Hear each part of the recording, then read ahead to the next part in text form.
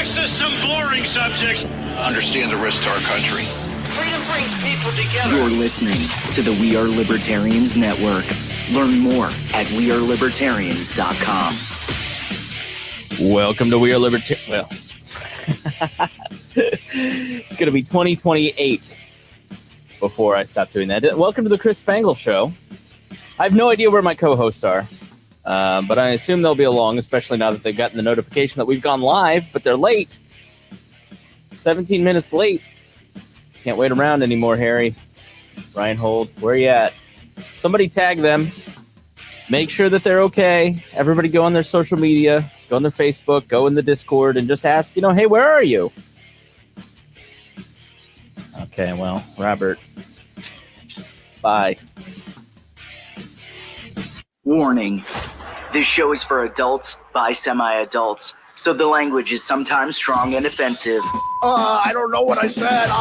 Welcome to the Chris Spangle Show. Our goal is to help you sound smarter while talking to your friends. If you struggle to understand politics, we explain it from an independent, libertarian point of view.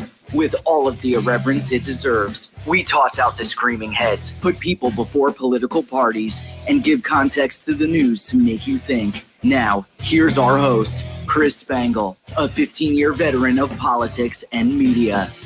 Welcome to the show. My name is Chris Spangle. Thanks for being here. You can check me out, if you don't know anything about me, at chris-spangle.com. Before we start, I want to thank all of the members of the Wall Plus membership program. It's our Patreon. It's what we call it. WAL for We Are Libertarians. Go to joinwalplus.com. You can get all kinds of great benefits. We have extra shows scheduled out till March. And you can get all those right now. You can get them ad-free. You can get the back catalog. There's almost 1,070 episodes of the We Are Libertarians, the old shows from the old network, and then all the different shows that I've done. You can go check that out now at joinwalplus.com.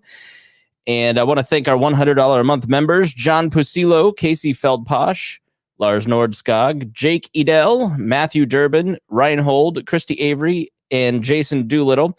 And I want to especially thank Jeff Bennett, who you heard if you were listening to one of the previous shows, where I talked to Jeff, who is a business owner, small business owner of an ice cream store, Ampersand Ice Cream, out in Fresno, California. And he talked about the hardship of owning a business in California at this time. And it is getting a lot harder out there. I don't know what I'm allowed to say, but he was telling me that there are a lot of code violations. So they opened up the state like 2 days before that was set to air. Newsom has like horrible marks for his handling of the lockdowns, rightly so.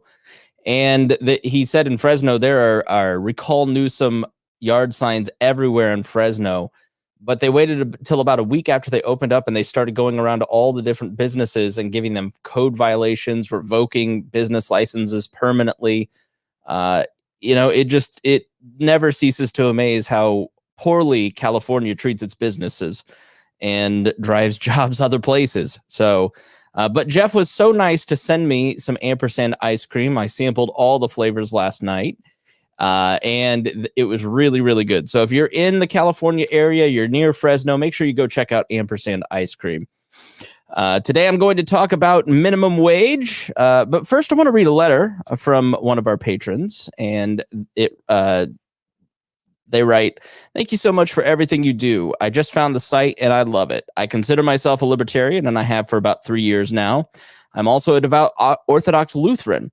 I also run into arguments I cannot be a conservative Christian and be a libertarian, but I disagree. I do not agree with gay marriage on a moral level, but on a constitutional level, I don't see any argument against it. The same goes with legalizing marijuana. I do disagree with abortion on all levels, but that's a discussion for a different time. Just wanted to say thank you and keep up the good work." So another nice note from folks. Make sure you go to Join Wall Plus to support the network. Like I said, today we are going to talk about minimum wage, take us just a little bit of a look at Joe Biden's plans, but really get into why minimum wage is harmful for jobs and I will remind you now, and I remind you later, that jobs are people's hopes, dreams, rent, food, education for their children. It's not just about being greedy and wanting money. It's about making sure that people have enough money to achieve what they want to achieve. Now, let's accept a public apology from both Rhinehold and Harry Price. You're both late. Where the hell have you been? First off, Well, I can't. Harry, see, if you had been here early, we could have tested this out. We could hear you. Actually, that was my fault. Never mind. Yeah. Harry, explain yourself. Where the hell have you been? Let's put blame where real blame is always due, because originally the show, we were supposed to always go live at 8 a.m., but Spangle could never really make it there at 8 a.m. So, I got out of my routine of working out early in the morning to do the show then, and then we would delay till like 10 o'clock and then start by 10:30. So now we've been doing consistently at 10 o'clock. And then he posted it streaming by 10:15. That's okay. I've got a little kid in the house who doesn't go by your set schedules, but that's okay. If you must be, and if you want to know where I was, it's because my little sweet, gorgeous of a daughter, somehow as small as she is, can clog a toilet. I don't understand it. I don't get it, but she can. I do not accept your public apology. I feel that it was very weak. I set the stream for 10:15, but we always meet at 10 o'clock. And Rhinehold, I don't know that we've ever done the show at 8 a.m. What is he talking about? I think it was 9, but the problem I had was that my camera decided this morning at 8 o'clock when I was getting ready to quit working. Stop. You know what? I can't wait till they make co-host robots, and then I can replace the two of you. I tried my backup camera. It didn't work. I figured I'll just come on without a camera. Then about two minutes before we were to 10:15, so about 10:13, it came on. It started working. That's okay. Well, yeah, Harry, I have a little one running around my house, and we just hit the age where everything is a tableau for art. Yep. Including the front of my Mac. Yep. Now has a nice decorative design of swirlies, murals on the walls. Mm-hmm. Mm-hmm. They're really destructive. It's like toddlers do not respect my back seat. Yeah, at all. Like, I have just given up on that back seat of my car. Just right. Like, nope, that's just going to get destroyed. Whatever that crumb-crusted concrete funk is in the back right corner of the car is just staying there, and it's not coming out, because no matter how hard I try to keep my investment nice, it always fails. First off, cars are not investments. Cars depreciate way too fast to be investments unless they are a collector car. Okay, Mr. Dogecoin. Hey, diamond hands over here. I'm holding on to my Doge because I can't find my wallet, but diamond hands. you never found it? No, I still can't find it. I have no idea where it's at. I think there might be a backup of that hard drive at my mom's house, and I'm this close to driving down to Bloomington to go check. Oh, you should. You've got like 3 days left before it's back to like 0.0005 cents. Now, what if it goes to the moon? Okay, because what if it goes to the moon? No. Okay. Yeah, all right. Go to the moon. All right. You're smarter than that. Come on. You're smart enough to have two houses. You should sell that Dogecoin. Oh yeah. As soon as you've got to put it all in Garlic Coin. Garlic Coin is where you must invest. Yeah. Full disclosure, my mom is actually driving up here from Bloomington right now, so I'm gonna crash the freaking market myself. Did you find it? I don't know. She's just bringing my backup drive up, so I'm selling. If it's there, I'm selling. I'm sorry. I hope it is. You'll have to keep us updated and let us know next week. Next week he won't show up because he'll have made so much money. He's just done with it. He's retired. He's going to be in Hawaii. Yeah, not that. No. I've got enough to pay off one mortgage. So, no. Well, he has to be here next week because it may be the Saturday that we celebrate Black History Month. Mm-hmm. So. Oh, we only get one Saturday, so we get shortest month and one Saturday on the. Well, at least it's not the shortest Saturday. Yeah, but I'm concentrating it, so I'm inviting Dion Curry on from the Pat Down. Oh, nice. And we're gonna just really, it's gonna be fun. All right, so let's get started with the show. Let's talk a little bit about the minimum wage and Joe Biden's $1.9 trillion proposal aimed at the economic recovery. These are great notes, again, by Sam Schultz, our lead researcher here at the We Are Libertarians Network. Put together great notes 3 weeks ago. We've just been getting delayed getting to it. But, we want to talk about the minimum wage today because I think there's a lot of, it feels right that you would just demand that businesses increase the minimum wage so people can have a livable wage. People should, if they work, get paid for their money, right? What problem could you possibly have with the government mandating that a business pays somebody a livable wage? So we're going to explain why it doesn't work. And it's not because we're evil, heartless, cold bastards. It's just because anytime the government tries to do anything, they're bad at it. But the reason this is on the table is because of Joe Biden's $1.9 trillion proposal that he's put forth. And when this came out, a lot of things get put into these bills in the proposal because they're meant to be taken out. The minimum wage, $15 an hour raise, is one of those things, in my view, that was never really going to pass and was never really on the table. It was, it's like Donald Trump always did this. It's in the art of the deal. You go further than you want to go so you can pull it back to where it needs to be. If you want a salary of $100,000, you say, I want $150,000 and then negotiate back to 100, right? That's what I hope to do one day. But in this proposal, let's just take a little bit of a look at the rescue plan that he has put together. So billed as the American Rescue Plan, the package augments many of the measures in Congress's $3.3 trillion corona relief bill from March and in the $900 billion legislation from December. The plan calls for spending another $1,400 per person to eligible receipts. Now, you'll notice that this show will not be covering any alphabet Congress people. I don't care. I don't want to talk about them. I think that a lot of people are just being cretinous towards AOC, Marjorie Taylor Greene, MTD, or whatever we're calling her. You just got to be a better person if you're going to have the power if you're going to sit on top of the monopoly of violence, right? But all that aside, we're getting distracted with that stuff.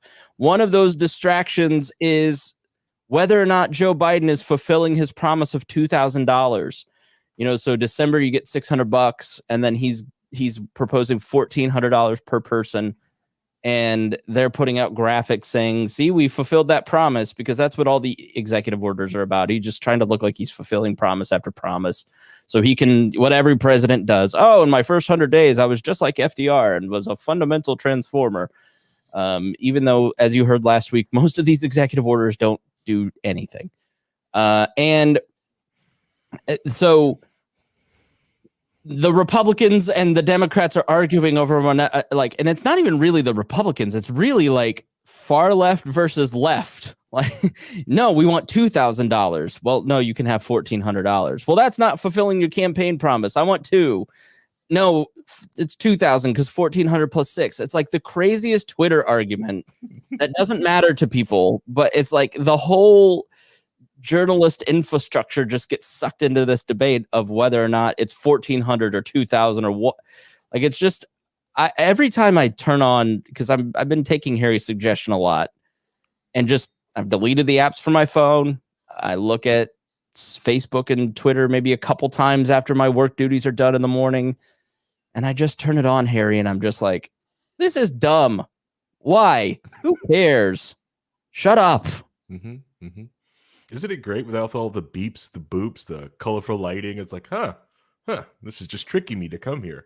Yeah. We're arguing over whether or not you need another $600, which, spoiler alert, most people don't need another $600. They don't really need the $1,400. Some do. Most don't. So that's an update on a meaningless controversy. Yeah. Biden would also increase the federal unemployment aid to $400 a week, up from the $300 weekly enhancement contained in Congress's relief package from December. This plan would also provide $25 billion in rental assistance for low and moderate income households who have lost jobs during the pandemic. That's in addition to the $25 billion approved in December. Another $5 billion would be set aside to help renters pay their utility bills. The plan would extend the federal eviction moratorium set to expire at the end of January to September 30th, as well as allow people with federally guaranteed mortgages to apply for forbearance until September 30th.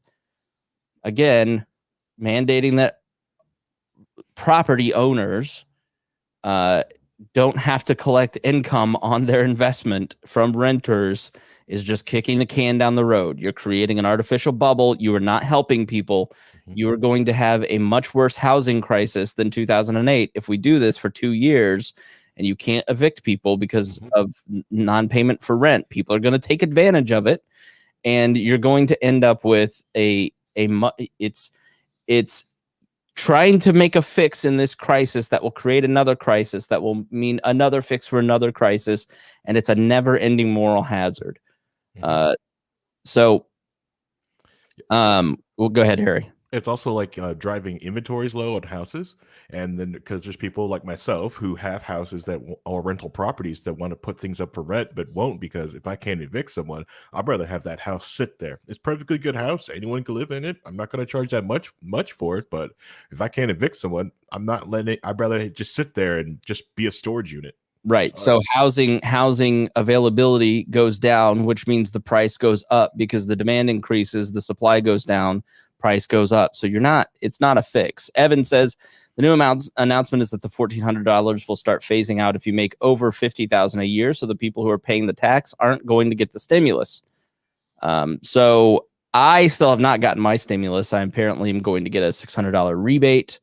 So this is funny. Jeremiah, Boss Hog of Liberty, tagged his congressman, Greg Pence, Mike's brother, and some smart staffer named Liz saw that I was a member of the media and reached out and said, "Hey, I'll help you get your stimulus." And so they're talking to the IRS, which may trigger an audit, and it may be stupid, but they're looking into it. So I should find something out soon. You want to stay off the radar, right? Yep. Is that what you did? You painted your fingernails with your stimulus? I went to the salon, got my feet and my hands done, and I bought this beanie, got my stimmy. Nice. The plan also calls on Congress to create $25 billion emergency fund and add $15 billion to an existing grant program to help child care providers. Biden is also calling on Congress to subsidize through September the premiums of those who lost their work-based health insurance. So we'll subsidize health insurance through September, and that'll, of course, be extended. You remember when unemployment after 9/11 was extended for like 3 years? They just kept extending the unemployment insurance. I remember when they dropped the prime lending rate down to 0, and it's been there ever since, and it's caused all kinds of problems that we're dealing with now. Right? Yeah. I mean, it's the same thing over and it's caused most of the problems we're having now anyway. Because if people have been able to save money over the past decade, we wouldn't have had this issue where they couldn't go to work for a couple months. They would have had money to fall back on. It wouldn't have been such a devastating thing. But nobody saves money anymore because there's no incentive to anymore, because you can't get more than 1% on a savings account. So what's the point? Yeah. Oof. Anyone else feel that was going to be Rhinehold had to hold himself back from a rant there? He was going to go on for 30 minutes. I could have gone for more than 30 minutes. It allowed me to find the information I needed, so I was okay with it. So Jen asks, "Forgive me, but isn't homelessness also bad for the economy? What's the fix?" We are probably the only libertarian podcast that has ever had episodes on homelessness. I invite you to go to the Chris Spangle Show feed, Google search for homelessness. We've got a couple episodes on it. So here's the people will always adjust. So if you're looking for a public solution to the problem, the point is that you always there's unintended consequences. It's all about trade-offs. So it's if you intervene in this way now, the trade-off is that you're going to create a bubble that can and probably will make the problem worse. We saw that with cash for clunkers. And they were trying to retire in the last crisis. They were trying to retire cars, give people money so they could buy a newer car.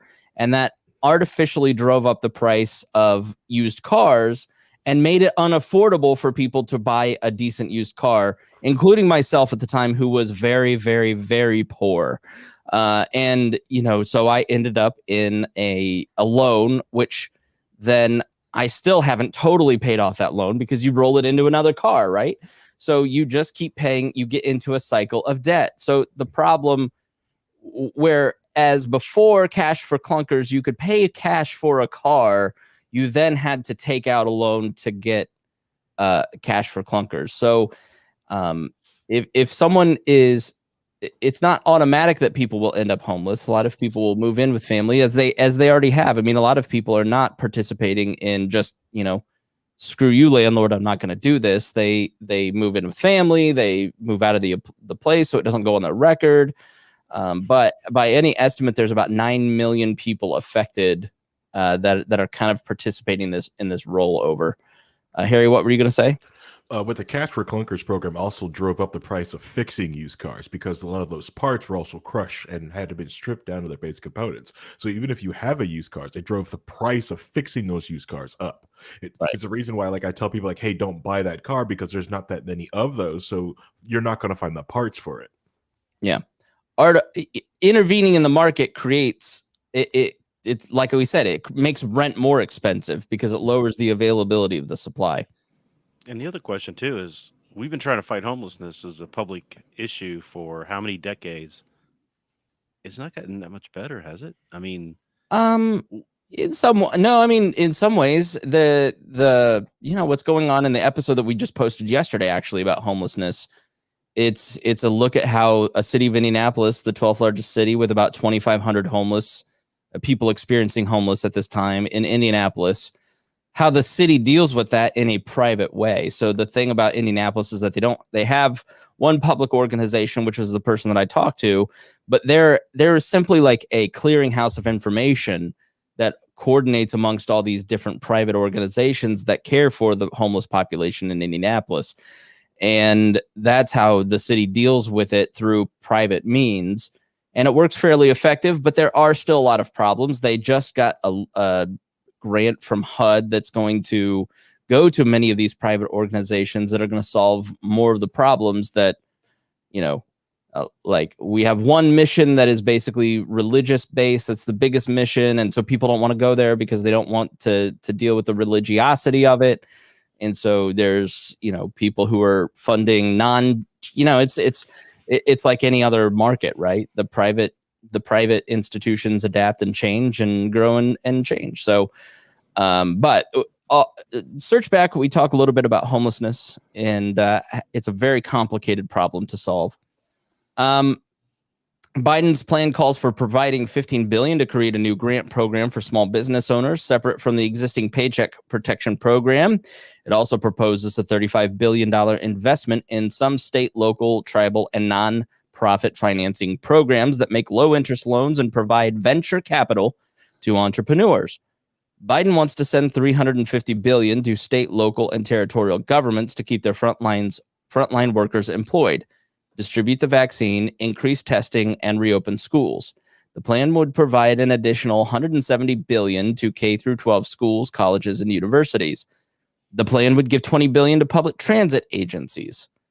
Biden is also calling on Congress to raise the minimum wage to $15 an hour and to end the tipped minimum wage and sub-minimum wage for people with disabilities. Like homelessness, where with artificially intervening in the rent issue, you end up potentially creating more homeless down the line because of the price increases of rent. Minimum wage is one of those interventions that end up costing more jobs for the low income worker than if you just had never intervened at all. So let's talk about Joe Biden's plan. I mean, I'm against it. How about you? Brian, you want to say something? No. Oh, I was going to say, yeah. It's goofy because it barely does anything. Even if it's more show, it's a lot of show, pop, and fire in the pan, just like most of the executive orders were. It's like, well, we're going to do this for fellow employees and stuff like this, and then you just look at it and go like, How many federal employees are actually making this low amount that aren't interns or part time or like or Or just food service. right? Yeah, right. Or in like some segment of a category that is doing this, because it's strange when you walk that because like and I'm gonna put it like in this time, we all know like the government agencies that most of these people make a buco, but no, I can't say buku bucks, but most people in a professional setting over the age of 18 and has a real time job are probably going to try to make around $15 an hour working for the government. If not, you get moved up, or it's just something that you do for your first 90 days. It's just what most government jobs are. The other problem with a lot of this is that a lot of this money never gets spent. So if you look back at the bailouts of 2008 and the TARP program, Cash for Clunkers, a lot of this money will be allocated for these things, whatever gets passed, and then it will never actually be used. So like TARP for the banks was like $800 billion, and they only use like $500 billion, and that all got paid back by the banks. But we've really created a moral hazard with the intervention at that time because, the feds, as we talked about with Douglas last week, the whole point of the Fed and their mission is to create stability. So whatever we need to do, whatever money we need to spend at the federal level to keep everybody kind of stable, because they want to just kind of print money and make sure nobody defaults, because if that happens, you start getting into deflation and inflation, and so stability is the name of the game, right? And a lot of this money will just not be accessed. It will be accessed with fraud. It will be, there's so many different problems with it. Now the Republicans have come up with their own plan, and it is a lot smaller. I believe it was 600 billion versus the 1.9 trillion. And this is a graphic from the Washington Post. And let me make this bigger. So instead of the direct payments of $1,400, the GOP wants to severely limit that, about half, 465 to 220. Biden wants to give $350 billion to state and local governments. The Republicans want to give them zero. State and local governments have been hit the hardest in this. So for all your conspiratorial friends who think that the state and local governments love the lockdowns, now Newsom and Cuomo will accept them, and some of these blue state governors seem like they are really loving the lockdown and the power that they have. But when I talk to people here in Indiana, they're like, no, we lost $1 billion over 2 months last year in local revenue taxes, both income taxes, sales taxes, food and beverage taxes. And so state and local employees were actually the most laid off segment of all workers in 2020, because they lost so much revenue that they were, a lot of projects got canceled. So, I mean, maybe we should have more pandemics. But so you have, so that's why the Republicans don't want to bail them out and give them anything, is because they don't want, it's sort of a way to undercut. But the trade-off there is that by weakening state and local governments, you are empowering the federal government, and so you are increasing centralization. So the Republicans are kind of indirectly with not bailing them out by like trying to like directly keep them from being funded. You make them more dependent on federal money, because they're going to get federal money, right? It's going to they're going to become more and more dependent. You'll hear next week our conversation about the breaking of the structure and the need for nullification and empowerment of state and local governments in our conversation with Michael Bolden of the 10th Amendment Center. So unemployment insurance, the Democrats want $350 billion. The Republicans want $132. Schools reopening, $170 billion from Biden, $20 billion from the Republicans. Direct pandemic response, which is like PPE and other issues, both are at parity at $160 billion. Child tax credit, $120 billion for Biden, 0 for the Republicans. And man, you'd think that the Republicans would be all for a tax credit, but they're not. Small businesses equal at $50 billion. Child care, $40 billion. $20 billion for the Republicans. This money is meant to help low-income workers in lockdown states where schools are closed in the fall time. Rental assistance, 0 from the Republicans, $35 billion from the Democrats. So that's just a comparison of the plans. Susan Collins is leading the charge there.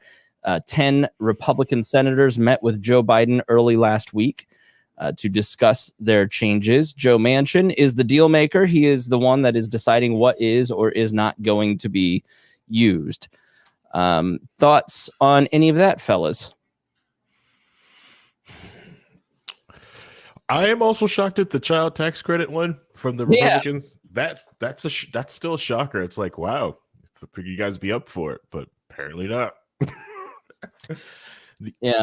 And the I think the school reopening one, I think it's just more to push to try to push them we'll just open your schools. It'll be fine. It'll be okay. Just open the dang schools. Yeah, because they see. Because I think it's just almost like saying the quiet, keeping the quiet part quiet. It's like most public schools are just government funded daycare anyway, so they're just kind of like. Well, that's a little bit of an over exaggeration, but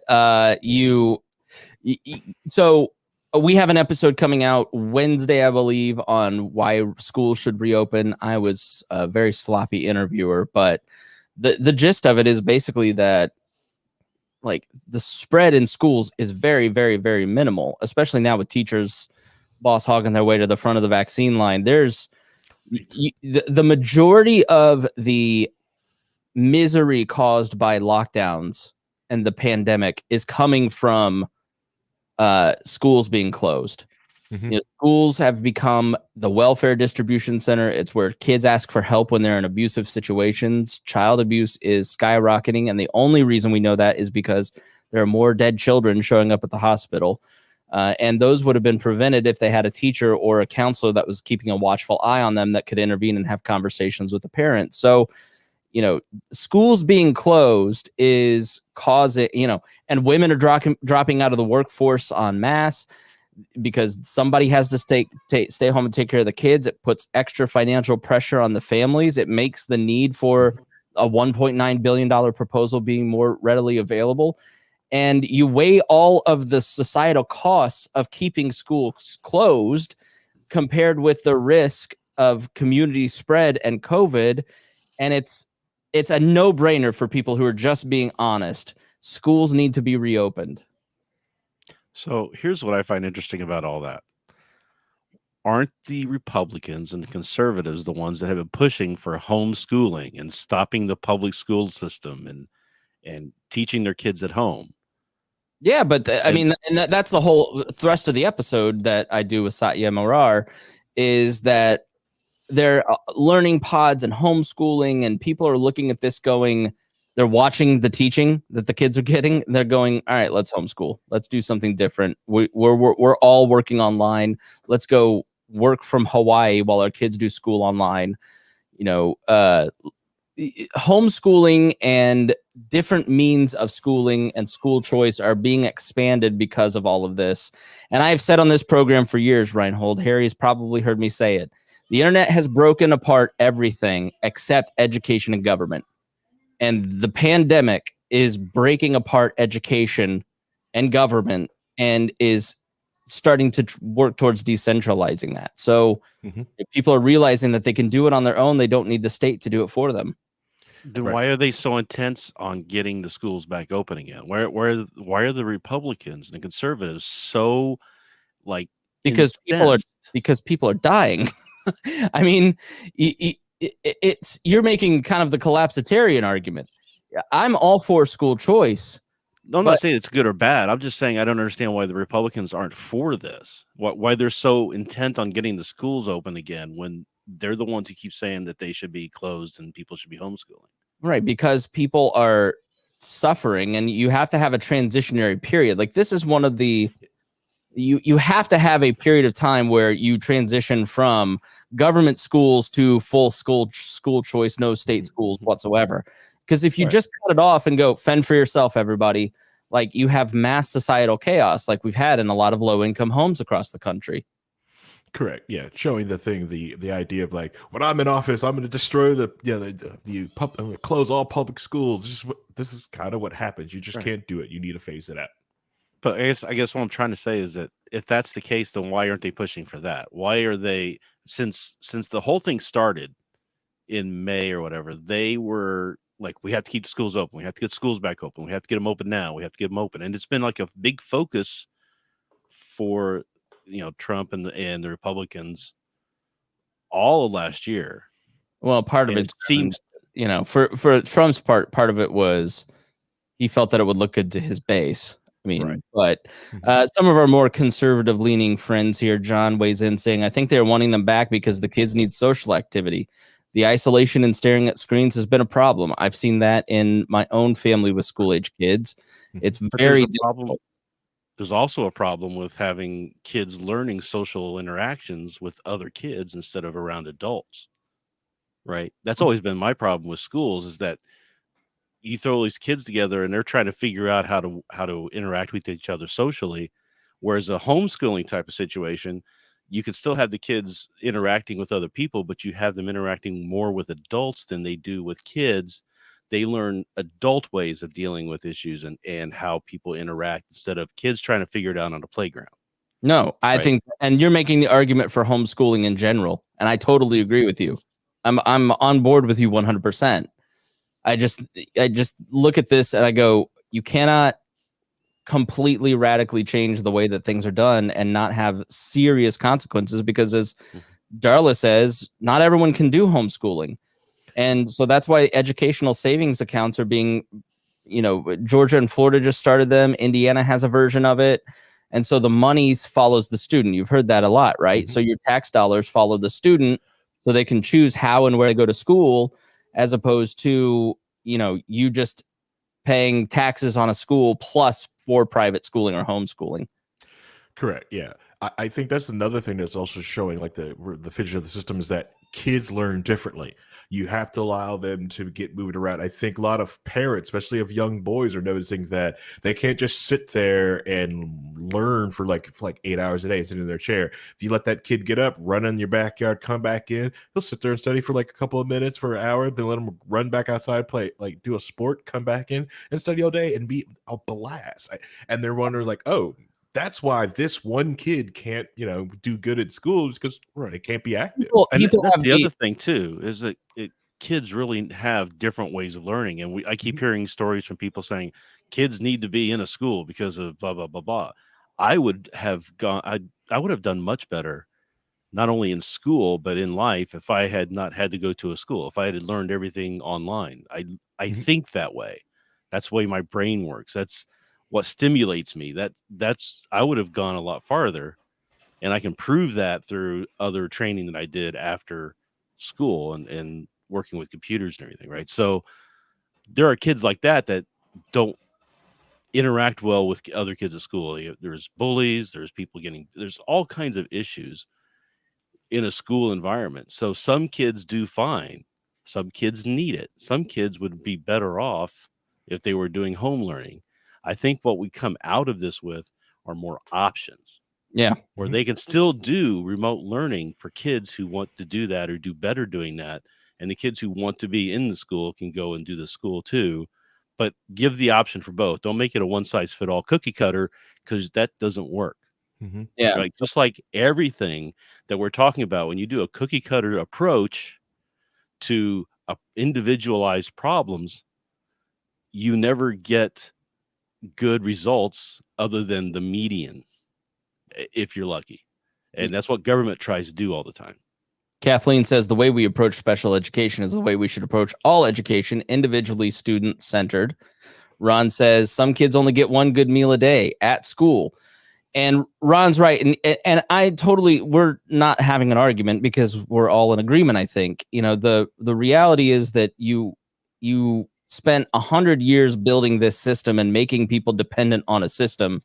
You can't just rapidly change it and not expect horrifying consequences. And all these charities that I talk to on Now Hear This that are dealing with students have shifted to hunger relief because the impact on low income families has just been astronomical. So it's, homeschooling is, the chains need to be taken off of homeschooling in all states. And you get, I'm dating a homeschooler, comes from a great family. They're all super smart, well educated, well socialized.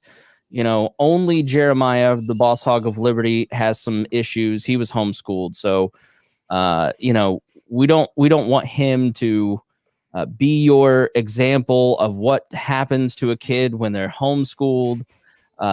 Kids can turn out totally normal, unlike Jeremiah, who just, I don't know what happened there. The morals are great people, but homeschooling just turned him into this socially awkward person. And we're working on it here at the network. And thank you so much for contributing to we Patreon. can't say it. We can't say it was homeschooling. It could have happened if he was in school too. I mean, we don't know the root cause yet, so it may not be the cause of it. Christy Avery with the ex-husband shade. Alex Avery, unschooled. Another example of how it does sometimes go wrong. Jen writes, so right. 2 of my kids are loving homeschool. The younger one, not so much. We use actual books, whereas the public school has removed the textbooks. Yeah, school choice is where Evan says, we are firm on my nephew only doing the virtual learning, but we noticed it was very difficult for him. The teacher was split in between in-class and remote. We decided it was best for him to be back in class, but it was our choice. Zach says, public schools have trained professionals that can deal with behavioral issues. As someone with a nephew diagnosed with a personality disorder, the interaction and access to basic mental health treatment drastically improved his life. Mm-hmm. We are at a point where schools have a monopoly, and we need to break that monopoly apart and start giving people choice and moving that direction.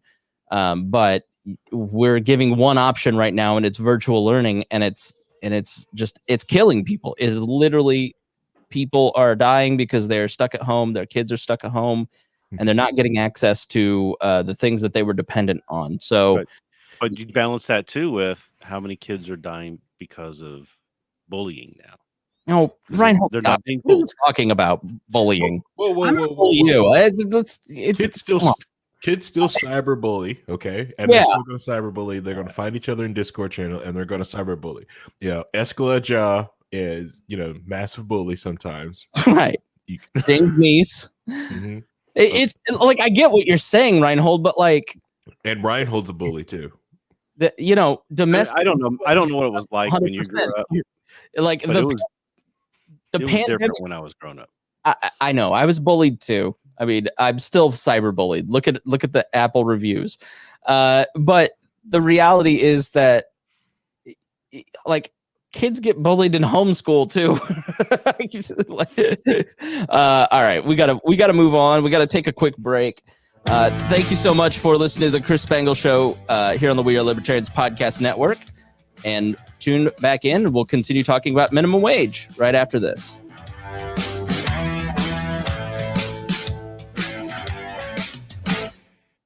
All right, we'll do a little in-stream conversation because I have to use the restroom because my old man prostate deems it so. So you entertain the people who are on the live stream. Hey, live stream. Hi, live stream. Welcome to my stream. Today we're going to be playing a game called Valorant. And why did you? No. Do you really play? You really play that game, Rhinehold? Oh, I'm good at it. I'm in. I have an idea. Everybody in the comments, cyberbully Rhinehold. Yeah, are you good at Valorant? All I have to do is go search in the Mises Caucus. Or are you good? Search for my name. Are you good like you're good at Paladins? Because it's a big difference. I'm better at that than I am Paladins, I think. Oh, okay. All right. You are getting better. I watched your video that you are getting a lot better at Paladins. It's scary. Which how one much, was that? Huh? Which one was that? What was the last one you just posted? The one about the he's alive. Yeah, Rhinehold lives or whatever. Yeah, that was a fun. I was playing a healer. So I'm sure this is so interesting to everybody who tuned in. Oh yeah, that's what they want to If hear. you want to hear more gaming talk, head on over to the Discord. We're Yeah. there. We sometimes stream. I stream sometimes on Twitch, Rhinehold TV. Yeah. Fine, I'll stream. I'll game stream again. Fine. Nah. We were going to actually put some of the streams on the YouTube, but Chris hadn't told me I could do that yet. So you just do it. You just ask for the password. I gave you. I made you an admin on it. I didn't see anything come through for me to be an admin, so I'll have to go check. And don't do that. Just like have producer Paul do it. Producer Paul. Yeah, that's why I make producer Paul. I'll send all my stuff to him and see if he'll edit it for me. Listen to this old man comment. John Ulrich, I'm on a break from gaming. I think it's giving me arthritis in my thumbs. Sounds like a console player. Yeah, it's console peasant in the chat. Man, can you see us in HD? Like, keyboard mouse, baby, is the only way to go. Get you a mouse. Or like me, I got two mice here. I got 3 keyboards in front of me. We have 3 computers. All right, it's okay. I actually got to put together back my server rack again, and then so I can put all this stuff back because I'm gonna rack. Because I'm redoing my gaming PC, and I'm gonna rack mount my gaming PC. I'm gonna I got the rack mount kit, so I'm gonna put it in the rack mount and just throw it in my server closet and just run. All right, enough about your rack. All right, you guys ready? Rack up this. All right.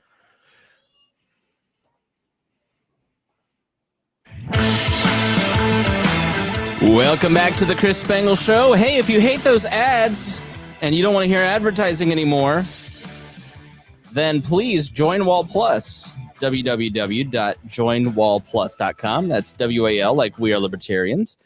Thank you so much for joining us. Here with me are Rhinehold and Harry Price, my co-hosts, my ride or dies, my best buds, my bros. And we are talking about Joe Biden's stimulus plan. And now we're going to talk about the minimum wage. We're going to discuss the effect of raising the federal minimum wage, forcing all businesses, allegedly, in the United States to pay $15 an hour. The current minimum wage is $7.25. That was raised in 2009. Joe Biden has already raised the minimum wage at the federal government to $15 an hour. And here's the thing about the federal government as an employer: if you get 40 hours a week, you make $7.25 an hour, and then they raise it to 15, they will still pay you at $15 an hour for 40 weeks. Because they can just print the money or steal it from more people. They can't do that. You can't do that if you run a small business. So we will take a look at this. So the raise would increase the current minimum rate for federal workers of $10.95 per hour. So the national minimum wage is $7.25. The federal minimum wage for workers is $10.95. That got a boost in 2014 when Obama used an executive order to increase it. Biden said no one working 40 hours a week should live below the poverty line. A sentiment I completely agree with. No qualifiers. How we get there is of a differing opinion. Biden said poverty line. Well, that's a good point, right? That's a whole rant I was going to go on, but we'll get there. Nambia's poverty line, or no one. People tell me it's going to be hard to pass. Florida just passed it. As divided as that state is, they just passed it. The rest of the country is ready to move as well. Florida voted for a $15 minimum wage in November. They've passed a couple referendums, which is giving people hope that it's going to trend more blue in Florida, too, because they just passed the minimum wage. They gave the vote to felons. So the Biden administration would need at least 10 Republicans voting in the Senate to get its relief bill through Congress, unless it goes through the budget reconciliation process where a bare majority is enough. 51-49 or 51-50 with Kamala Harris, the Senate president and vice president, breaking the tie. That is likely what is going to happen. This is, in my view, they're set up to remove the filibuster, which I have not decided on where I fall on that yet. I haven't done enough research into it, but Well, they didn't work with us on the most important bill Joe Biden will ever pass, which is the COVID relief bill. This is a pandemic and there's millions of people dead and everybody's poor and we need to give them money. And the Republicans did nothing. And so we had to do it through this process. And so we just, because they won't work with us, get rid of the filibuster. They'll use budget. If you guys remember the slaughter rule and how Obamacare got passed, because basically the House passes a shell bill, the Senate passes a bill, and then a committee of both chambers comes together and reconciles the bill, and that's what Joe Biden signs. Is kind of the so Evan. So that just happened. They got 51-50 vote with VP Harris. What just happened? I know that the shell bill got passed. I thought that was in the House. Was that in the Senate? Let me know, Evan. So the 2019 version of the bill was scored. I lost my place. I know. Conference committee is what you're talking about. Thank you, Evan. It gets changed in the conference committee. So some experts say that a minimum wage increase could be eligible to pass via that route because it's effectively a tax-raising measure. The 2019 version of the bill was scored by the nonpartisan Congressional Budget Office as having no budget effect. However, that version would likely be blocked by the Senate rules, which required items that use the reconciliation be fiscal in nature.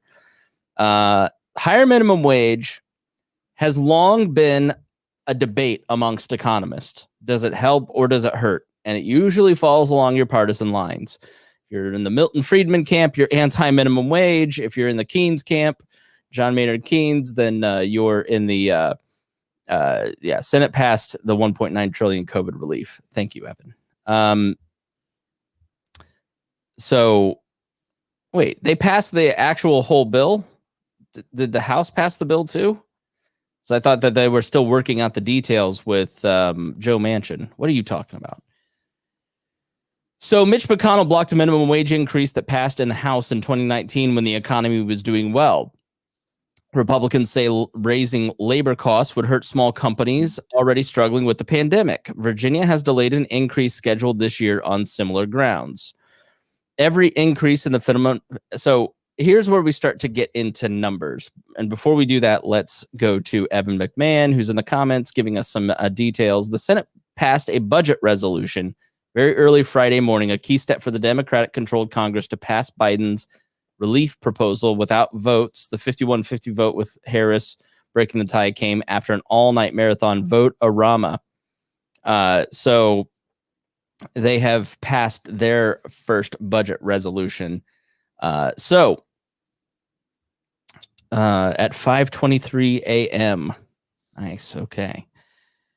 No. So pre-scheduled future increases in the federal minimum wage have very often taken effect just before or during recessions.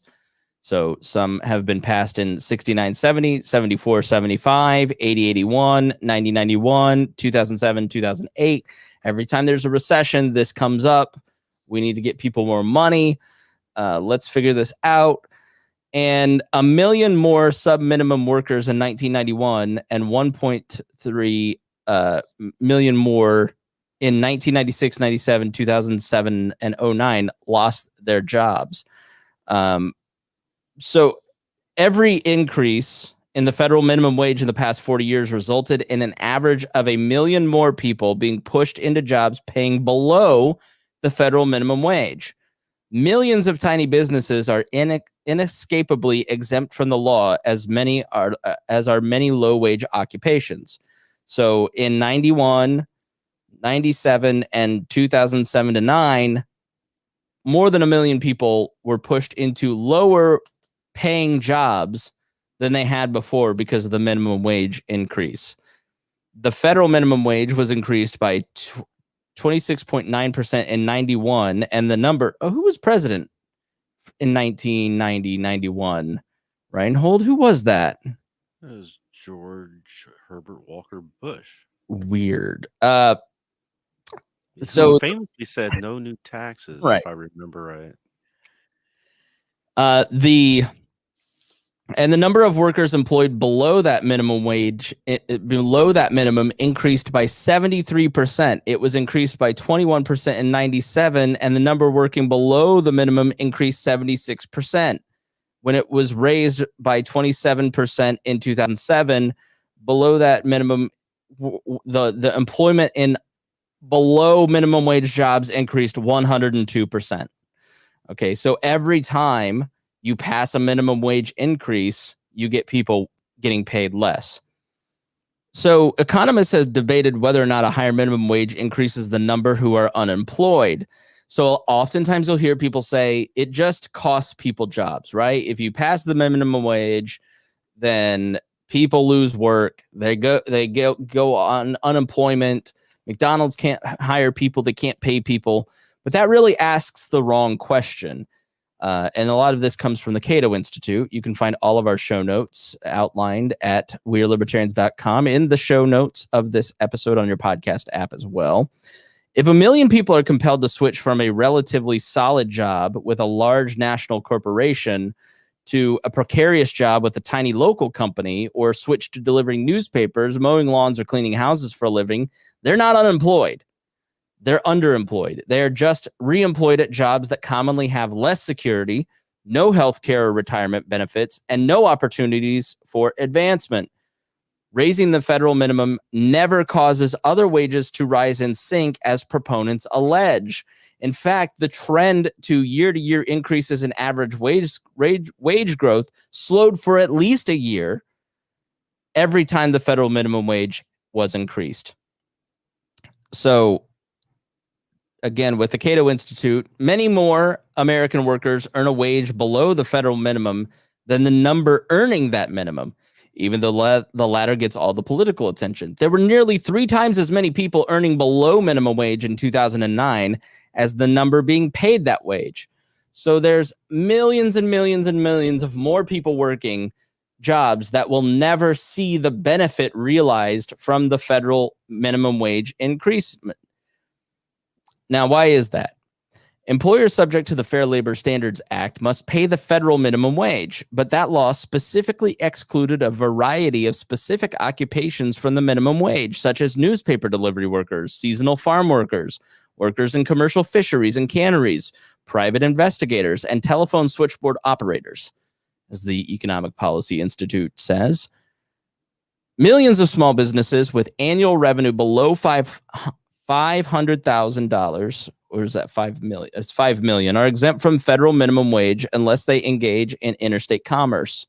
In June 2020, there were 13.5 million U.S. businesses with sales of less than $500,000, accounting for 75.5% of all U.S. businesses, according to NIACS. So 75% of the small businesses in this country will be totally exempt from the raising of the minimum wage.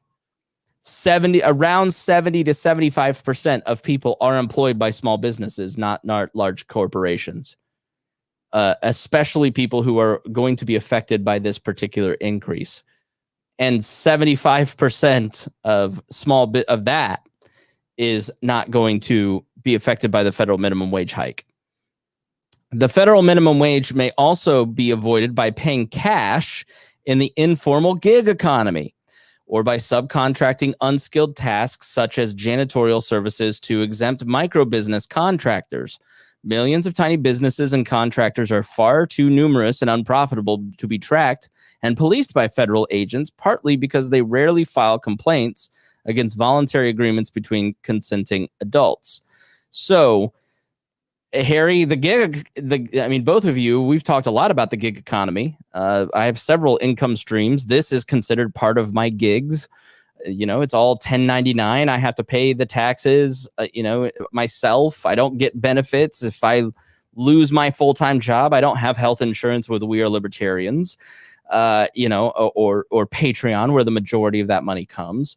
I just got my 1099 from Patreon the other day. I've got to pay taxes on all that stuff because it's not been taken out. And I mean, I'm not good with money like probably most other low-income workers. So I wasn't paying quarterly taxes on any of that stuff. So now I've got a huge tax burden that's due unless I miraculously find many, many, many exemptions and expenses. So, you're pushing people into lower paying jobs without benefits and into the gig economy. Well, lo and behold, part of the Joe Biden stimulus package, Biden is also backing. This comes from the Daily Signal. Biden also backs the Protecting the Right to Organize Act, or PRO Act, which organized labor also supports, prohibiting contract or freelance work as well as part-time work. Organized labor strongly backs the legislation as a means of increasing union membership. A similar law in California left many freelancers unemployed. You remember the whole Uber Lyft situation in California? It's difficult to pinpoint how many jobs would be lost if this law were passed at the federal law level. The Freelancers Union estimates that 1 in 3 workers in the United States participates in independent work. Furthermore, about 10% of workers perform independent work, such as contracting, freelancing, and consulting as their primary jobs. Fewer than 1 in 10 independent contractors would prefer traditional work arrangement. It would not just kill jobs, it would force people into a certain type of job. He backed this legislation as a candidate as well. I am somebody that looks at their future and says, I'm going to be a consultant teaching people how to do podcasting. I want to work for myself. I want to start my own business and contract with other people. Why shouldn't I have that right? Why should I have to form a business and an LLC and pay all kinds of extra fees and taxes? Oh, I know, because 65 business licenses just got revoked in Fresno, California because they didn't follow the pandemic rules. So this sounds like a bunch of BS, Harry. You got to unmute yourself, bro. Yeah, sorry. Gunther's been running around the hallway. Apologies. Oh, that's okay. Yeah, you should form an LLC, one, just to protect your own personal finances as you do separate things and put them all into like little shells anyways. But yeah, it's the way to revoke and it is a way to control. The little California freelance bill, which has been amended several different times and had to adjust it, and businesses have scrambled. And some of my favorite freelance writers most of them have lost their jobs or were forced to leave California.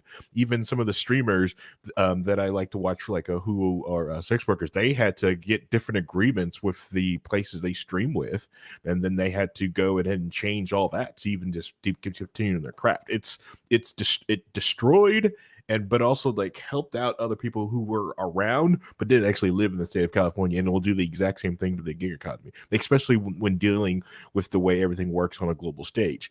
Because if I can't hire a worker at it's the same thing like NAFTA and GATT did. It's like if I need to hire customer service people at $10 an hour to sit in a booth to take phone calls, cool. There's English speakers in Guadalajara and other places of the world with the voice over IP server up in some sort of cloud server, that they can have a local phone number and not be nowhere near you, and it sounded crystal clear. Yeah. Rhinehold, anything to add? About that silly little bill. I come from industry that a lot of people choose to become their own. So I'm a consultant, but I work for a company who does all the financials and project management for me. I don't have to do all that stuff. That's fine. That's my choice. But there are a lot of people who want to do that and start their own and do their own thing, and keep all the money themselves, and not have, that's what they want to do. So these bills go into play and put these laws in place, and now you're telling people they can't work the way they want to work for no reason. It doesn't make any sense on what the purpose is, other than to lock you into, you're seen as being a black market guy or out of the system or whatever. But that's what a lot of people like about it. So I don't understand. I mean, I can see why they're trying to do it, because they want control, but that's all government does that, right? So Evan, you'll have to explain this. The Obama policy restricting independent contractors impacts that. California banned all freelance and independent contractors. 95% 5% of my working career has been as an independent contractor freelancer. Having an LLC doesn't change your status with the other party.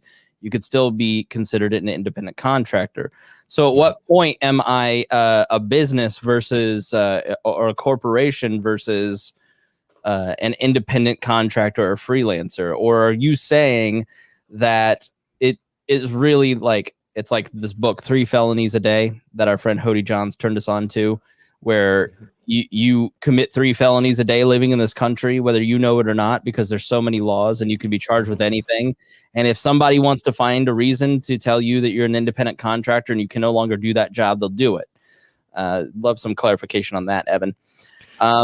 Yeah, Go ahead. and it's also how you pay someone, do you invoice them, how you control it. It's really like very particular, like versus a contractor versus a like a company that you do business with. It's there's really intricate rules, and it actually can change and vary between different states and other things that you do for the state. Like I'm having to with the company I work for now, like they're trying to offboard people, and I'm trying to tell them like, hey, you can't do some of this stuff depending on the state that they're living in currently, especially since you allow them to live remotely. Some of the things you're doing, you can't offboard them that way. It's like you have to give them that because they now currently reside in that state and you allow them to do that. Yeah, so just to recap, you get 1 million more people pushed into below minimum wage jobs. Many of those are, Evan said it's in the contract that's drafted. Are you a vendor completely separate from the control of the other business? And you get people pushed into a new form of employment that is being banned and outlawed, especially in blue states and by Democrats increasingly because of wanting to help unions. And we find a way around what the government's trying to do to us. And this is, and it always makes, this is the thing, and you nailed it. Anytime a central planner says, I want to effectuate this outcome with this law, the exact opposite happens and they end up making it worse. So if you are drafting a law that says, I want people to get paid more and have a better quality job, all you're doing is pushing people into lower income jobs with less benefits and less quality with this law. It's if you interfere in the what's called the price system. So libertarians believe in the price system. Okay. The inherent value of a good is not the amount of labor that is put into it or just the material costs. Okay. It is the price that people will pay for it. Your labor is a good that you sell to other people and they pay a price. You set the price voluntarily with your employer. And when somebody comes in and interferes with the ability to set a price and they artificially inflate it, you then have all of these actions taking place that cause trade-offs that aren't good for the person had everyone just left everything alone, because the price system would regulate behavior. And it's a better way of regulating than people intervening in the price market, because it's all about signals. Okay. Mm-hmm. The price that you set or the price that you pay for something sends a signal to people. If you're buying less of something and people have less demand for something, then the signal is sent to everyone: make less of this, reinvest in other things and go other places that will make you more money, that will make you more profit, that will make you more income. I'm triggering the hell out of Ryan Lindsay right now, but this is basic libertarian theory, right? And so hold on.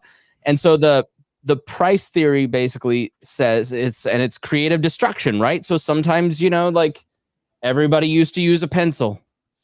Well, if the government comes in and says, no, you must produce pencils at the same rate as 1950 in the digital era, you have you may save people in the pencil industry, but you've now robbed them the opportunity to find good paying jobs in growth markets as opposed to staying in the dying pencil industry, because eventually some other politician's going to come in and take that out of the market.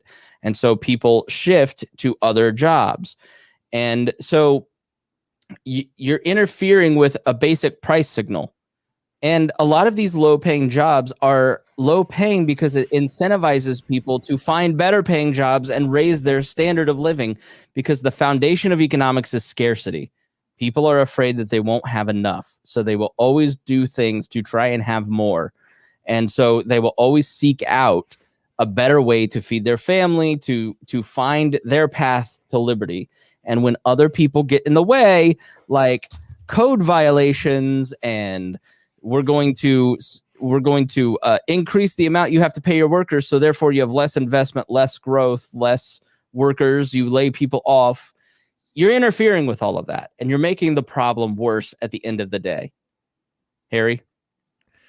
It's the thing with it, right? It's that idea that they want to interact and manipulate and get into all those different things, because it's just going to change the way that people join different businesses. Like Evan was talking about the contract thing. You may just see like different people who just get invoiced for jobs, especially then if they're remote and they don't have to go to the office. Cool. You no longer work here. You no longer get benefits here. I just invoice you for work, especially that you're learning the code. Cool. This is your project. I want this thing done. I'm just going to buy some lines of code from you and I'm going to invoice you. You're not, and if you don't give, and I'm going to contract for everyone else from all these different people. It is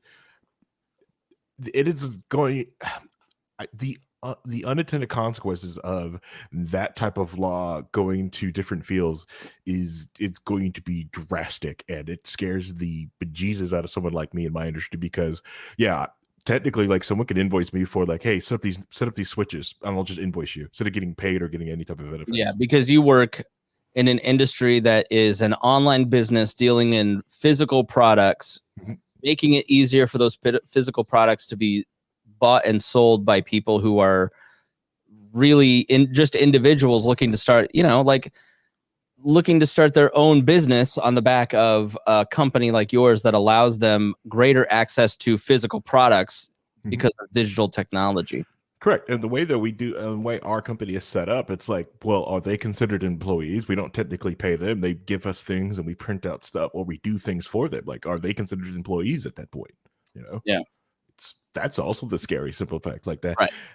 Does the person who rents their house on Airbnb, are they an employee? Right. Are they employee of Airbnb, or even the people that let's say they've got Airbnb properties in different, like, let's say you've got an Airbnb property in Portsmouth, New Hampshire, and you've got someone else there to clean it there. Like, who's the employee now?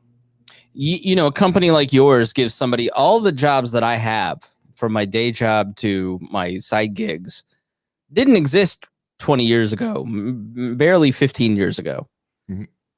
Really, in some ways, not even 10 years ago, because you couldn't do video streaming in the way you can do now.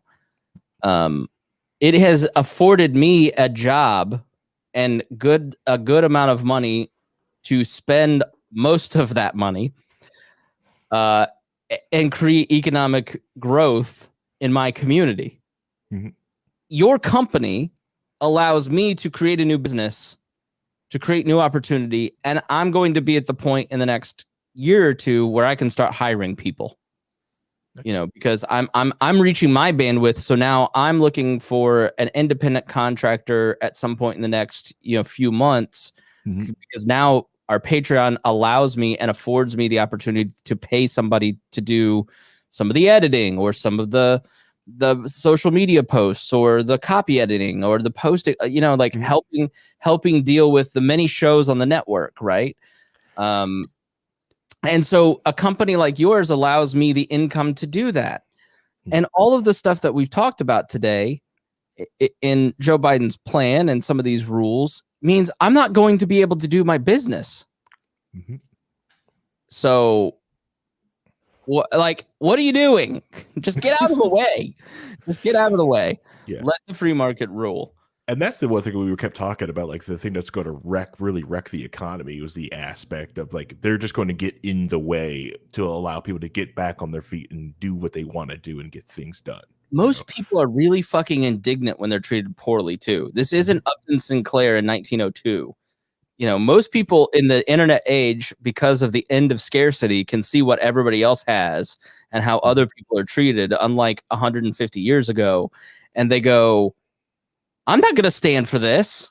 You know, how many millennial friends and employees do you two have in me where one thing happens and you're like, I am not to be treated this way. You're like, bro, you're not feeding pigs in 95-degree heat. Just deal with like people have a high degree of mobility. And when you give people a high degree of opportunity economically through the free market, it means that better work conditions flourish because people are attracted to that, and poorer working conditions go away because nobody wants to work there. So the hardest thing right now in running a business is hiring people and retaining those people. Go ahead. We were building the new facility, right? And they built this amazing like state of art printing area, and then they kind of like dropped the ball on this other thing. And it's like, hey, you guys should probably air conditioning that. And it's like, well, why? These machines don't need to be air conditioned. And I go like, the workers do. You want to know why you have poor quality in the other plant? Because that plant's not air conditioned. Right. You know, you're going to get somebody who really doesn't care because they're sweating their face off during the summertime, working in this unair conditioned area to make a hat like this. No one's going to do that, you know. And then if they are, they're going to sit there and they're going to be a reason why they're willing to take that. And you're not going to want this person. So I was just listening to a podcast between two people who build commercial construction office spaces. And they were talking about how the biggest problem that is recruiting and retention in jobs, because there's so much mobility. There's so much opportunity for jobs now because of the internet age. And so that has impacted the way that offices are built, because now they need amenities. They need things restructured to keep people there, especially when now they have the option of working at home. So you get the tennis court in the back end of the building, you get air conditioning, you get better conditions because of the higher degree of employment freedom. Yeah. My company, they closed our downtown office, which took away our gym access. So they just gave us LA Fitness for free for health and yeah. So it's. I have one friend that their company gave them a $4,000 bonus for everybody to spend on health equipment. So they got like a rower. This is a major company that everybody would know the name of, and they did it for all of their employees, because if that means they're going to be on that rower every day, which means that their health insurance costs are going to go down. Rhinehold smiled because he's like, I wouldn't be on the rower every day. No, it's a great place to hang your clothes. And I just bought an exercise bike that has like a little desk on it that folds up. So, because I'm not able to get to the gym as often as I need to, and I need physical exercise because I'm stuck in my house all the time now, because I'm not going to, I used to go to work every day, and at noon I'd go to the gym, I'd come back and finish my day, so I'm adjusting. And that's the thing. People are fluid and adjusting and always trying to seek out their better life. And the job of libertarians is to remove those barriers for people, and the people that have insurmountable barriers work to find ways to create opportunities to help those people get over those barriers. And that is done through private organizations. That's what the whole point of my Now Hear This podcast is about, is talking to local charities. I'm putting some of that in the Chris Spangle feed, because I want you to hear how private charities can effectively help people and also get you to donate to them, because they need more money. They have a scarcity issue too. And so, Apple has no scarcity because everybody wants an iPhone, but the Children's Bureau that's desperately in need of your donations needs to have no scarcity issues. So Darla says, feel like you guys could be harder on the Biden administration. Darla, this entire episode is explaining why the philosophy and policies of the Biden administration are wrong. And maybe you'd like us to call them evil and Kamala Harris is a baby killer. I'm not going to fucking do that. There's plenty of other podcasts that will feed you that trash, but we're here to talk about policy. We're here to explain why all these are bad ideas or good ideas or what needs to happen and give you solutions. I'm not going to sit here and rant about politicians and tell you why AOC is evil and Bernie Sanders is this. And like, if you want your anti-leftist, candy for breakfast, you can find it somewhere else, but that's not the type of show we're going to be doing anymore. It's cheap. It's easy. It's lowbrow. You can find it elsewhere.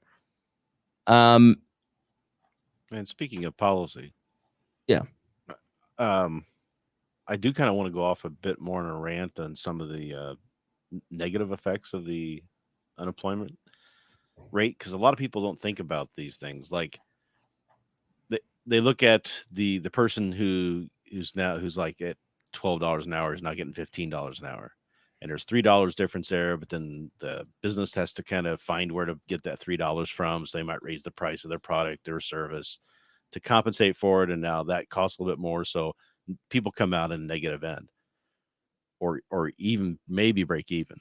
But what happens to the guy who's making $15 an hour now? Now you've just given somebody a $12, from the minimum wage from $7 and now $15. Now this guy making $15 an hour who was making twice minimum wage is saying, I'm making minimum wage now. I can go anywhere and get this money. I don't have to work as hard as I've been working. I want more money for what I'm doing. Some unions have it in their contracts that their pay structure is tied to whatever the minimum wage is. So if the minimum wage goes up, everybody gets a raise. So look at the labor costs have just expanded huge for everybody, not just the people who are below the minimum wage. And that really turns up the cost of goods and services at that point, right? So then the people who are now making minimum wage go buy some milk and they find out it's 30 cents, 40 cents more. And they go to try to buy food and they find out the food's gone up or the quantity has gone down, like the candy bars. We used to get a nice candy bar for $0.25, and now for $1 you get like a half a size of what you used to get because they keep shrinking it down. So the real problem I find with all of this, other than that, is something that I've always harped on, is that the cost of living is different everywhere. Everybody knows this. I mean, I don't understand why politicians have a problem with that. The cost of living where I live is different than what the cost of living is in the city, in Indy, which is a lot different than what it is in Chicago, which is a lot different than what it is in LA, which is a lot different than it is in Mobile, Alabama, right? Yeah, that's why some people are proposing a sliding scale of, if you live in this state, in this area, then your minimum wage will be this. And if you're in New York, your minimum wage will be 20. Instead of just saying the price system will take care of it. Yeah, well, if you're going to do a minimum wage, it has to be tied to the local cost of living there, or when you talked earlier about what the living wage is. That's why I said living wage is different all over the place, right? So even if you're going to have a federal minimum wage, which I think is a horrible idea for that reason, because all you're doing is targeting the median again, as I was saying before. You're targeting a median group to affect them, but then these people who would be working for less than that and still be making a living wage are now not allowed to, and people who are in New York City are already making over $15 an hour, so they don't care, right? So you're not really helping anybody at that point. So if you're going to do a federal minimum wage, which I still disagree with, it has to be tied to whatever the local cost of living is. So they have to do some sort of formulation and tie it to that and have it change every so many years based off of the recalculations of that to even make it feasible to work.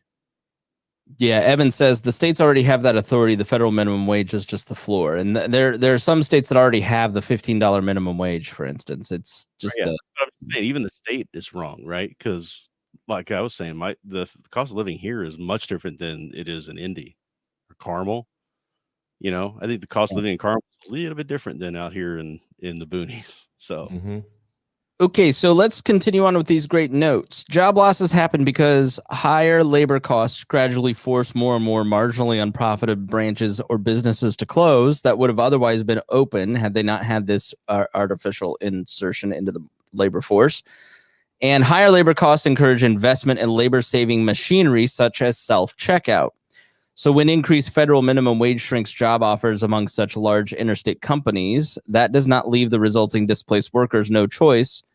It leaves them no choice but to replace those workers.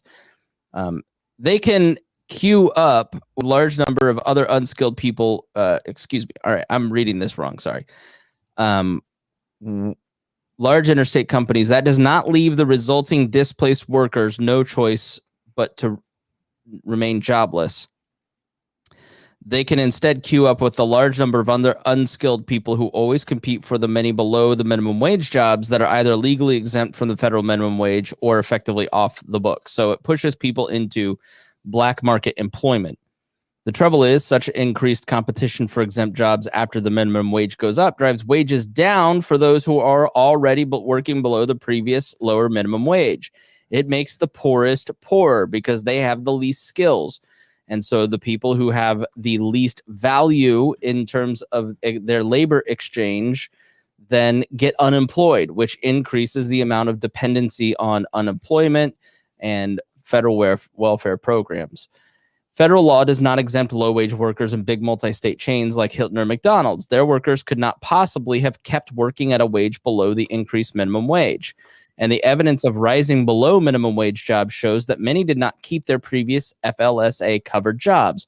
So what that means is that when the McDonald's employees are replaced with a kiosk, that could have been a job, but it isn't a job because they can't decrease their wages to allow that person to stay employed. They still have the same demand. They just now have a smaller supply for employees. They still need to meet the needs of their customers, so they develop new technologies that don't involve payroll. So it's a huge shoot in the foot.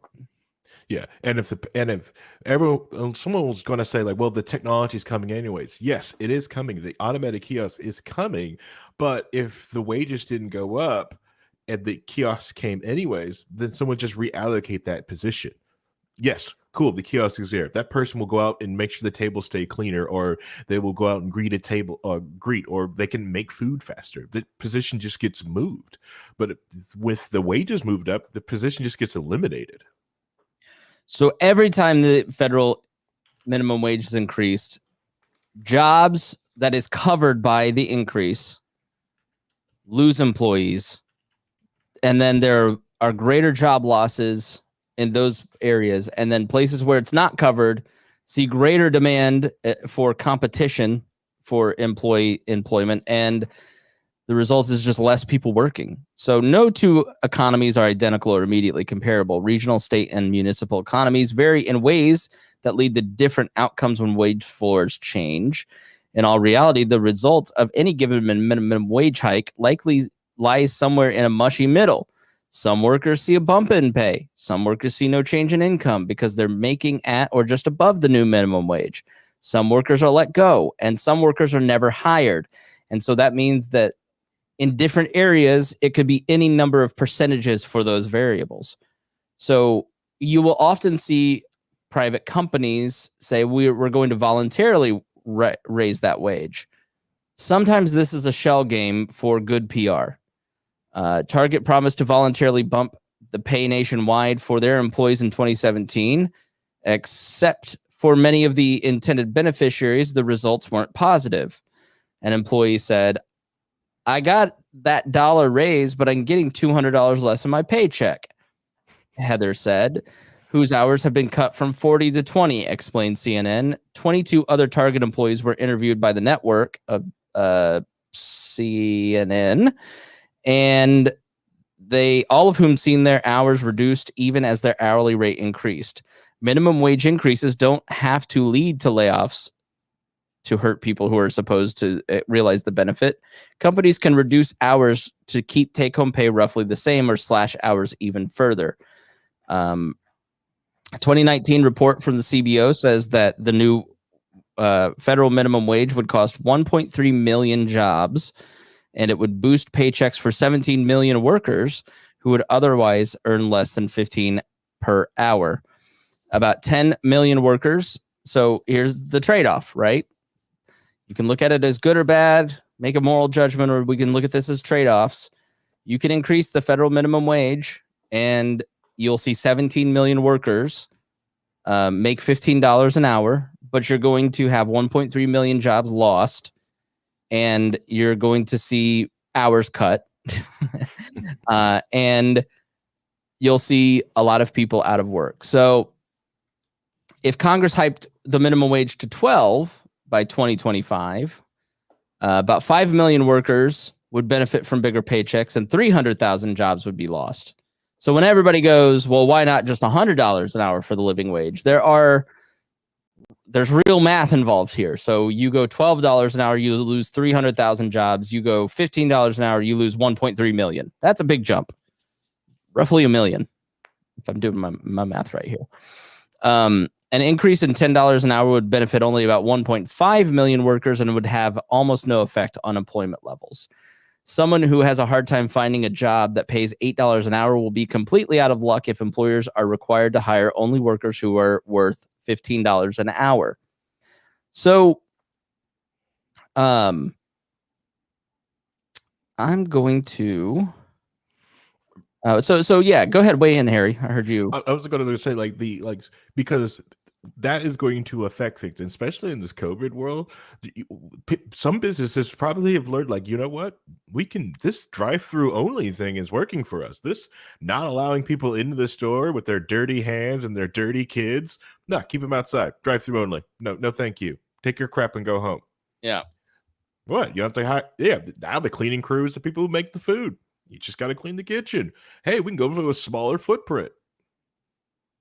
Yeah. What it's going to affect things in different ways. Or with what people have learned for the Mr. Beast thing is just like, do we really need our own kitchen? Can we share a kitchen with other space? So you just need one cleaning crew for 5 different businesses. It's going to make things more efficient in certain areas, but it's going to do so artificially because of the laws affecting that way. It's not going to happen naturally, which it is going to shatter and wreck some jobs. And it's going to be the people who are most hurt, like teenagers. No one's probably going to want to hire a teenager at $15 an hour or that, because the main reason that people love Chick-fil-A and Culver's is the army of teenagers that they hire that just take care of you and take care of the place. Yeah. Evan says, and I've seen this at Chick-fil-A, some large franchise fast food chains have already started planning new drive-through only stores, like rallies. Yeah. Yep. Yeah. I'm like, yeah. Which rallies by me closed, and I miss the Big Buford. I'm a big Buford fan. Just like their fries. The fries are some of the best fries. Like, I want their fries, but like a Five Guys burger, but rally fries. Rally's over by you closed. Ugh. Yeah. Yep. It's a quick lube now, which I don't need to be lubed quick. I want my Buford. You have to drive another 5 blocks to get that now. So this goes to abolishing price and wage controls, and this is what you see with this is a price control on labor. Minimum wage, you're controlling the price on labor. And Cato did an article on this. Again, it's in the show notes, where they talked about this in relation to the pandemic.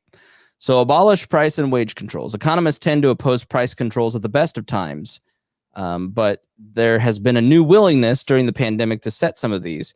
So COVID-19 has proven a demand and supply shock in product markets, and these shocks have reverberated into labor markets.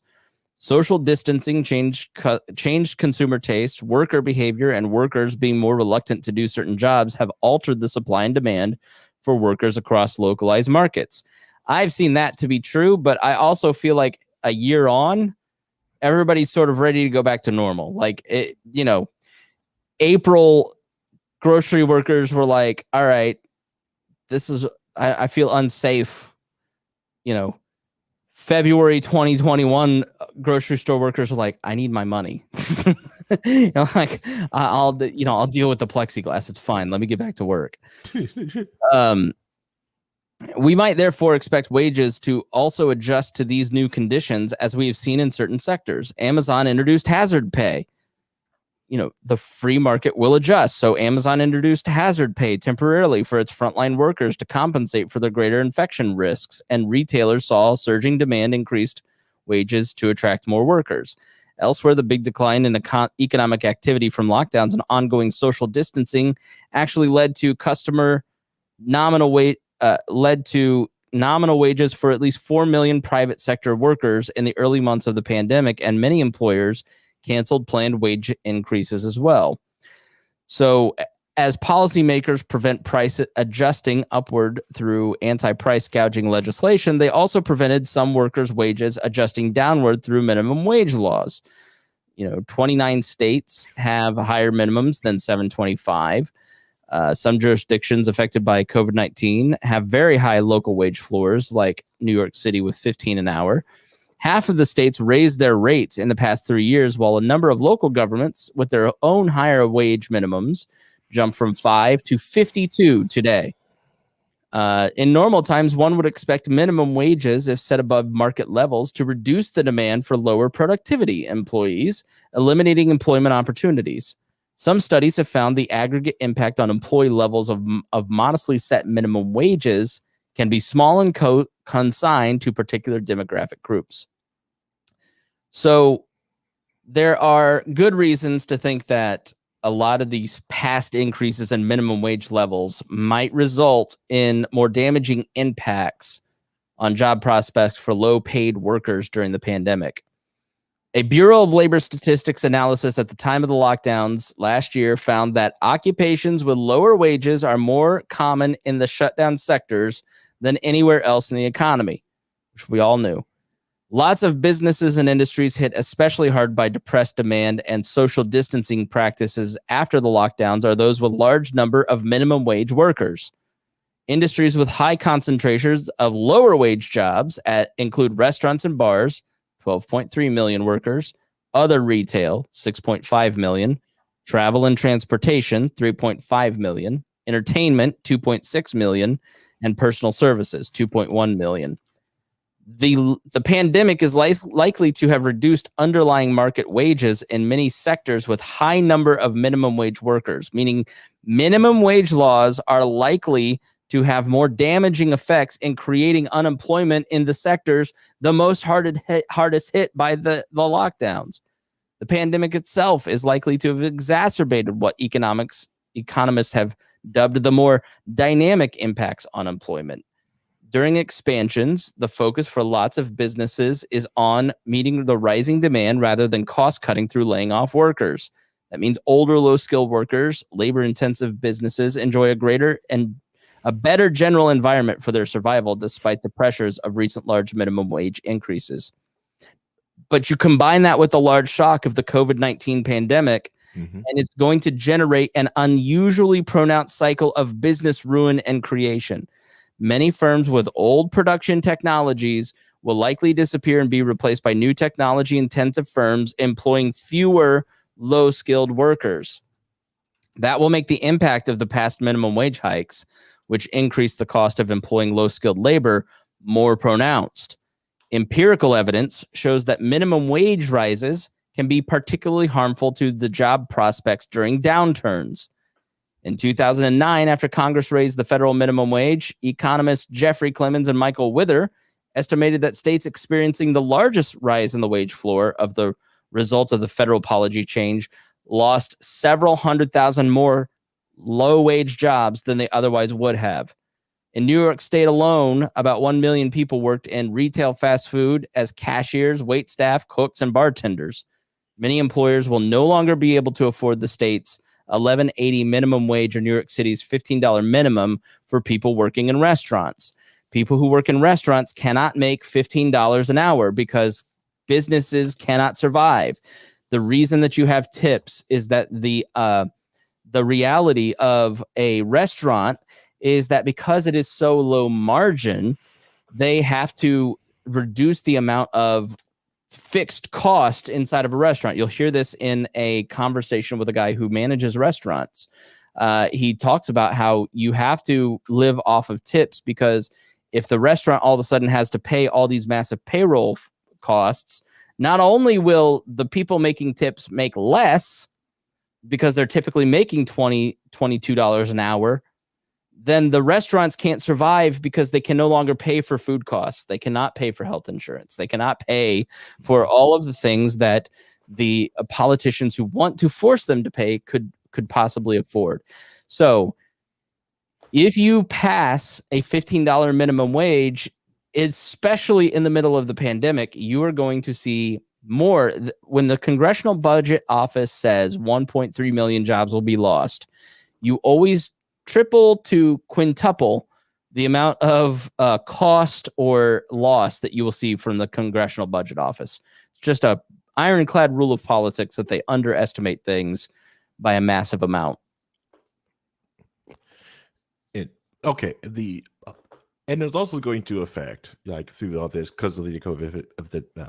You look at the essence, the bedrock of the minimum wage law, which originally designed. Well, okay, I don't want to say designed to do, but one of the effects of the original minimum wage law was to stop black employment. Let's see. Really, I didn't know that. Yeah, a lot of it was because a lot of black people were getting paid for different jobs. So, like, how can you get them to stop? Well, you've raised the minimum wage up. So what is, you can get somebody like, well, do I hire these black guys for this little bit amount because they can easily undershoot these white guys, or have, since minimum wage, but like, well, now they're the same way as the white kids, so I'm gonna go with the white people, just because of nepotism or anything else in the area. So yeah, Thomas Sowell wrote about it in what was it?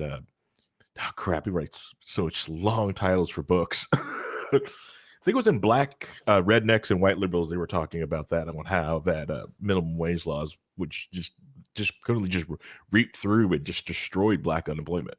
Well, black employment and increased black unemployment. So if you look at the minimum wage graph, you can also have it charts with black unemployment.